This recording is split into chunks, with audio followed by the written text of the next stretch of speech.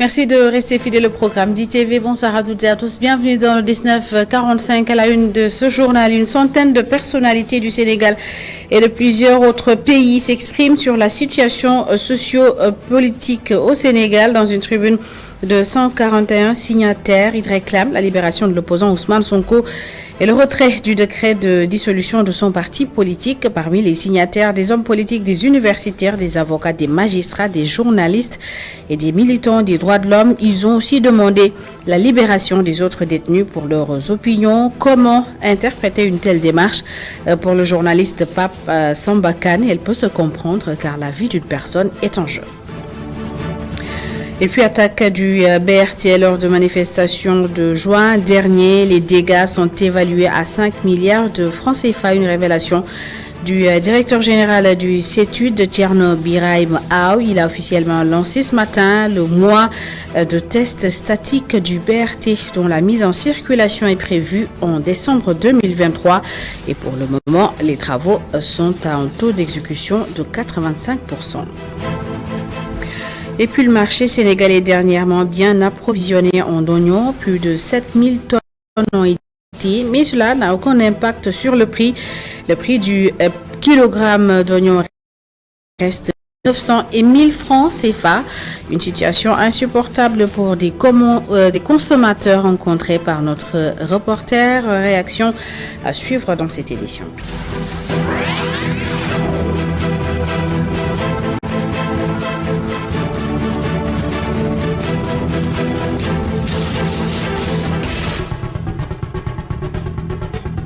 Bienvenue à toutes et à tous et merci de rester fidèles à ITV. Nous vous en parlions hier dans nos éditions. Les rescapés du naufrage de la pirogue de migrants en provenance de Fass-Boye ont été rapatriés ce lundi par un avion de l'armée sénégalaise. C'était vers 19h. À son bord, 37 rescapés, dont 2 dans un état un peu critique, transférés à l'hôpital principal de Dakar. Un rescapé est resté au Cap-Vert pour des soins continus de son état de santé et selon la ministre en charge des Sénégalais de l'extérieur, Annette Seck, les 7 dépouilles de migrants ont été enterrées sur place avant départ à cause de l'état de décomposition des corps. Ami Diouf et Mafalfal pour les détails.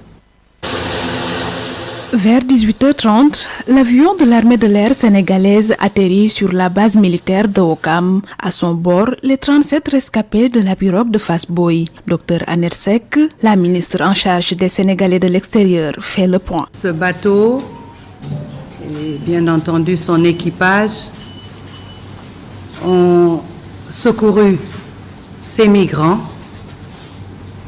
et les ont transportés jusqu'au port de Palmera, dans l'île de Sal. C'est ainsi que, après investigation, nous avons pu nous rendre compte que cette pirogue, cette embarcation, provenait de la région de Thiès. 7 corps sans vie ont été finalement inhumés sur place avec l'accord de leurs parents, poursuit la ministre. Après avoir fait un certain nombre de constats sur place et après avoir de concert avec les familles, il a été décidé que ces dépouilles soient inhumées sur place. Parmi les 38 rescapés, 2 ont été évacués à l'hôpital principal de Dakar et un autre est resté à Praia. Son état de santé ne lui permet pas de voyager. Il y a un rescapé que nous avons évacué à Praia parce que son cas était un peu critique. Nous avons voulu l'amener avec nous, mais ce sont les médecins qui nous ont demandé de lui donner encore du temps.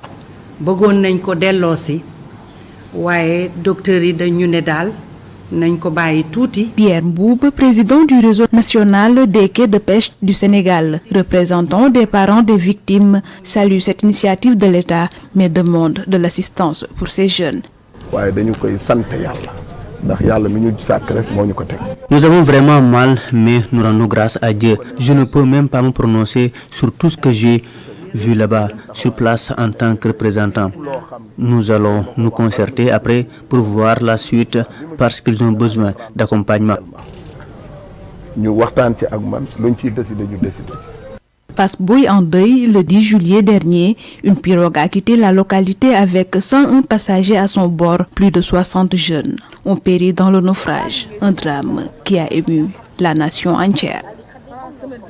Et puis les parents de rescapés sont partagés entre soulagement et tristesse, soulagés de retrouver leurs enfants, mais tristes pour ces dizaines de jeunes qui ont péri au large des côtes capverdiennes. Voici le témoignage de Gota Kandi, il est père de rescapés. On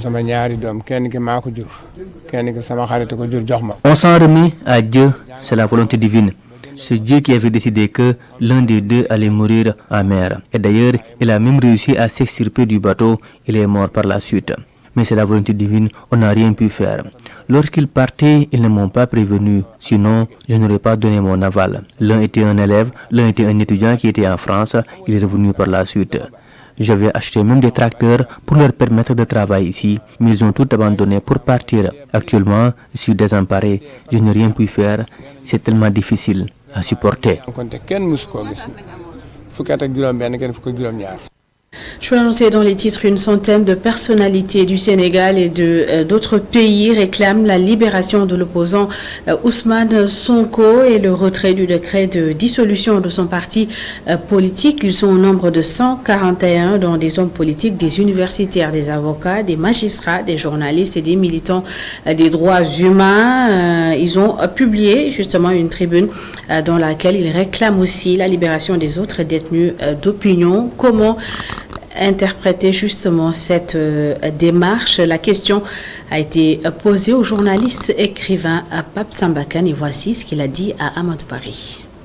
Quand on l'aborde de façon humaine, donc les intellectuels ou pas sont déjà des êtres humains, et s'ils abordent ce problème en tant qu'êtres humains qui veulent sortir un être humain dans une situation difficile, il n'y a pas de souci, il n'y a pas de problème. Dans une démocratie, pas seulement ces intellectuels-là, mais tous les intellectuels en général qui interviennent sur cette question ne nuancent pas leur position et prennent souvent des positions unilatérales de principe. Mais une position de principe peut être affirmée tout en tenant compte du réel. C'est souvent d'ailleurs ce qui manque aux intellectuels et ce que la magistrature sénégalaise est faite de sorte qu'un ministre de la Justice, justement appartenant au gouvernement, peut lui faire des choses comme ça, complaire au pouvoir. Ça, c'est une question à laquelle j'aimerais bien que les ministres de la Justice, les anciens, M.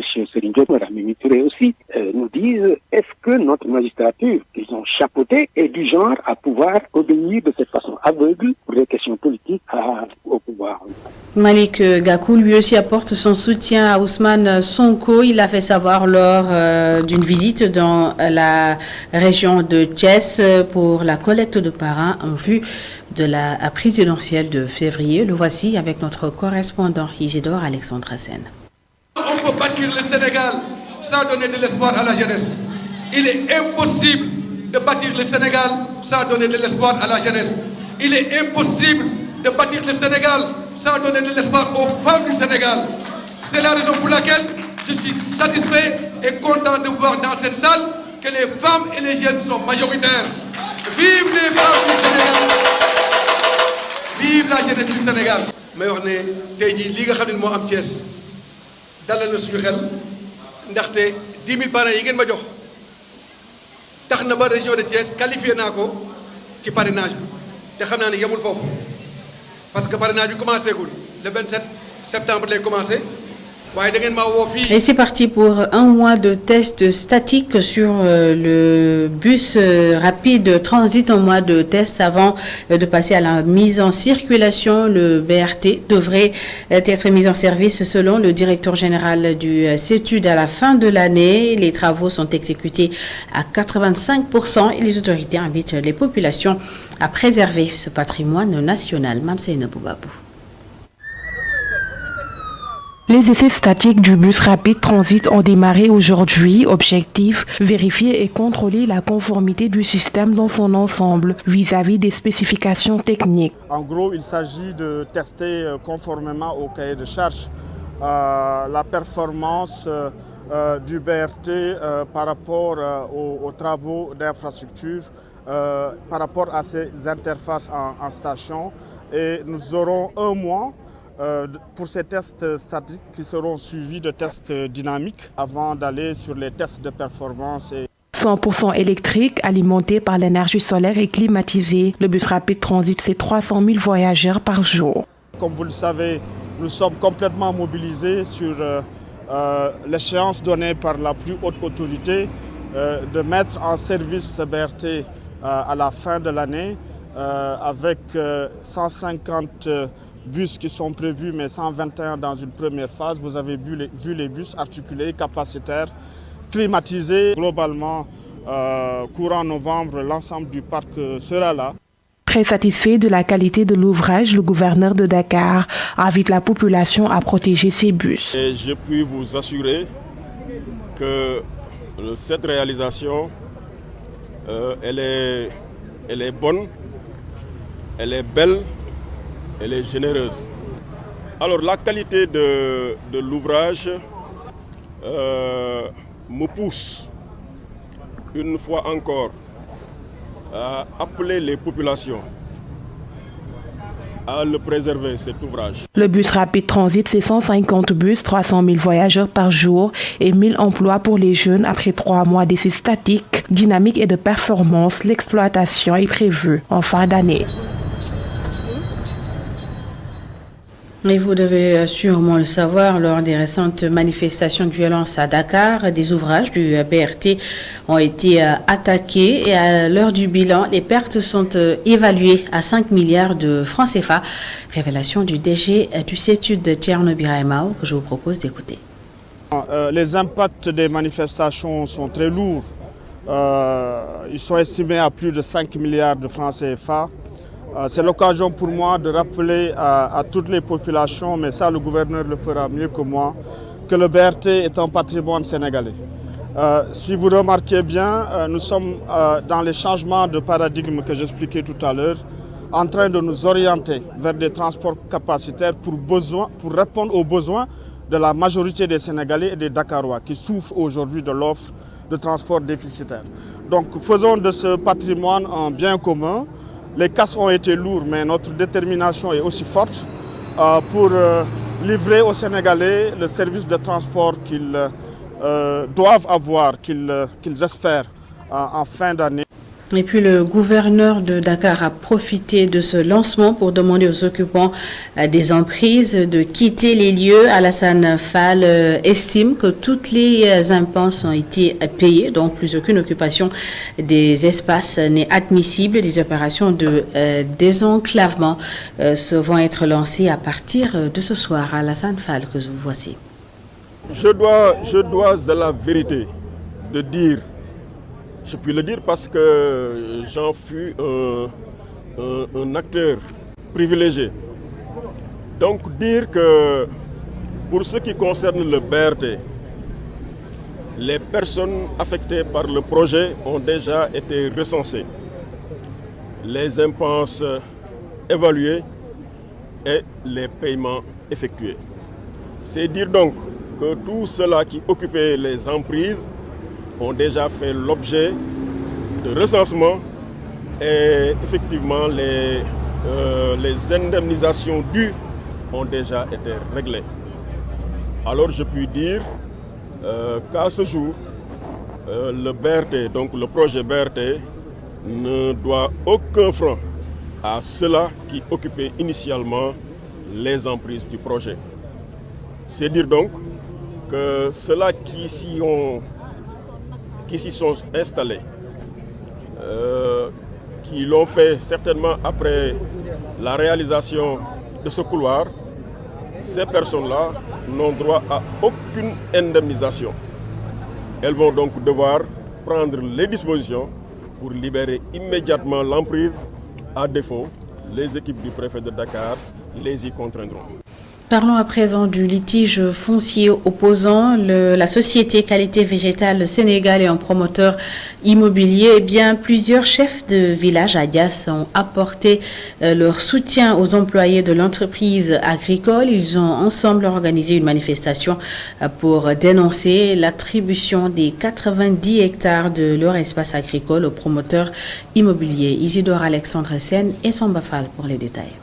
La mobilisation était à son paroxysme ce matin. Employés comme responsables de l'entreprise Qualité Végétale Sénégal restent sur leur faim. La situation devient de plus en plus grave parce que tout simplement, les soi-disant par exemple promoteurs immobiliers qui veulent nous accaparer nos terres, vraiment c'est ce que nous déplorons et que nous l'accepterons jamais au plus grand jamais.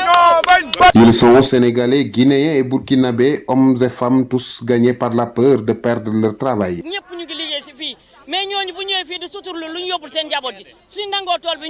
La foule aujourd'hui, vraiment, je suis triste quand j'ai vu cette foule aujourd'hui. Triste pourquoi? Parce que ce sont des responsables de famille, parce que c'est des jeunes engagés, parce que c'est des gens qui nourrissent leur famille aux dépens donc de ce projet. D'après eux, celui qui serait sur le point d'exproprier QVS aurait bénéficié d'un décret. Le chef de l'État peut rectifier le tir.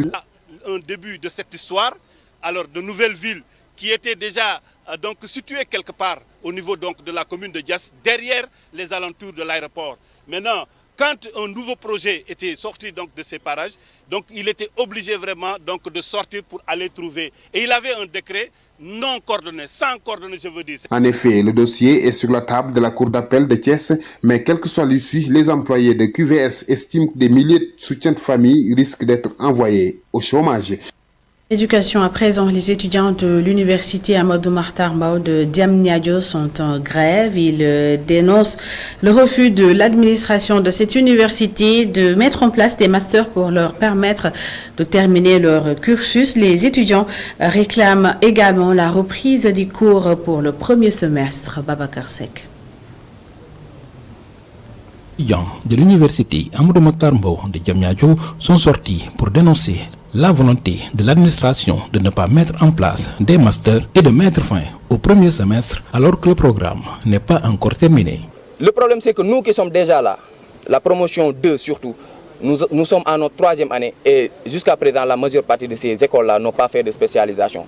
Donc il y a de ces écoles-là, les directeurs d'école avaient prévu de faire un cycle ingénierat. Donc depuis l'année dernière jusqu'à cette année-ci, c'est ce qu'ils comptaient faire avec les étudiants. Les étudiants étaient donc prêts à faire ça. Cette année-ci, l'administration veut éliminer cet aspect-là de ce projet. Parce que nous avons commencé au mois de mai. Actuellement, sur 10 EC, sur 10 EC ou bien 10 matières, ils n'ont fait que 2 ou bien 3. Et l'administration veut faire des examens sans avoir fait de TD ni de TP. Parce que vouloir faire des examens sans faire de TD, sans faire de TP, donc c'est juste délivrer des moyennes ou bien délivrer des bulletins sans expérience. Chose que nous n'allons pas accepter.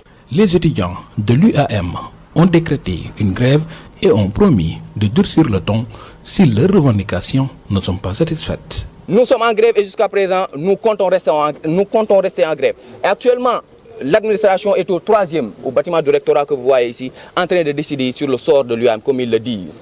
S'ils nous disent par exemple que le 15 octobre, l'université va rouvrir, le 14 octobre, la coordination en compagnie et en complicité avec tous les étudiants de l'UAM renouvelleront l'autre mot d'ordre. Les étudiants veulent que l'université Amadou Mahtar Mbow reste un établissement d'excellence et cela passera par la sélection rigoureuse des futurs pensionnaires.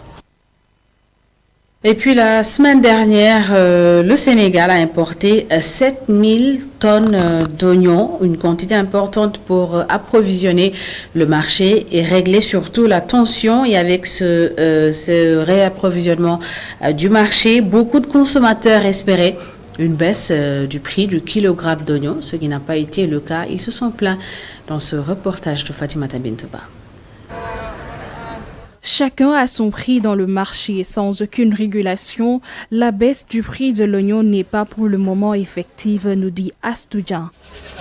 1000 francs, 1200, wallahi. J'achète souvent le kilo à 1000 ou 1200 francs. C'est aujourd'hui qu'ils ont commencé à le vendre à 900 francs. Mais ce week-end, j'ai pu avoir les 4 kilos à 5000 francs pour préparer du yassa car je vends des repas. 5000 francs. À la différence de la semaine dernière, Maouloud Ba épluche et tranche l'oignon pour beaucoup de femmes. Il affirme que le prix de ce produit a bien connu une baisse.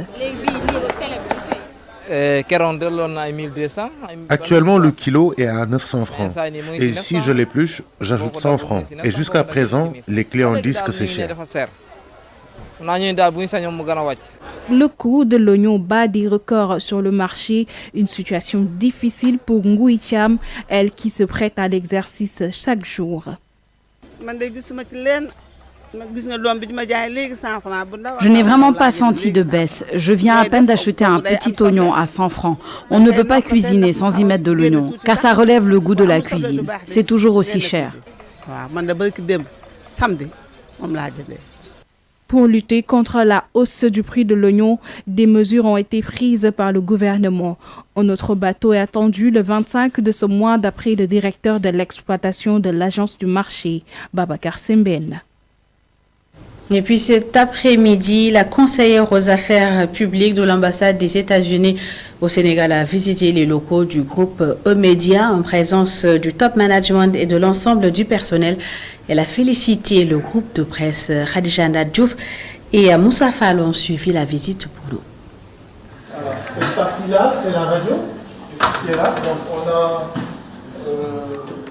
L'ambassadeur des États-Unis a visité les locaux du groupe E-Media Invest ce mardi, une visite d'échange qui a permis aux visiteurs d'avoir une vision beaucoup plus claire des médias sénégalais. C'est de visiter et mieux connaître les médias indépendants ici au Sénégal et de rencontrer la direction, de savoir un peu plus sur l'histoire de la groupe Média et leurs ambitions, comment vont développer leurs projets ici et aussi les médias indépendants au Sénégal.